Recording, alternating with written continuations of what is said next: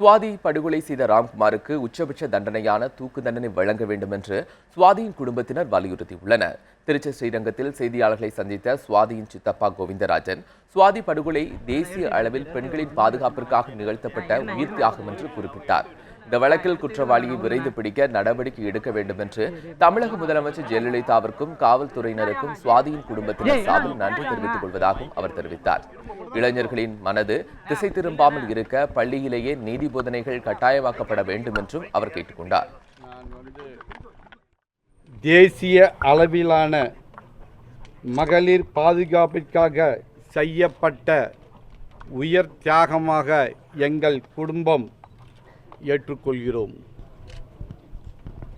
இவ்விதமான நம் கண்ணெதிரில் நடைபெறும் குற்றங்களை பொதுமக்களாகிய நாம் தான் தட்டி கேட்டு தடுக்க முன்வர வேண்டும். இனிமேலாவது நமது மாணவர்களுக்கு நீதி போதனை வகுப்புகளை பள்ளிகளிலும் நமது ஒவ்வொரு இல்லத்திலும் கண்டிப்பாக ஒவ்வொரு மாணவர்களுக்கும் சொல்லிக் கொடுக்க வேண்டும்.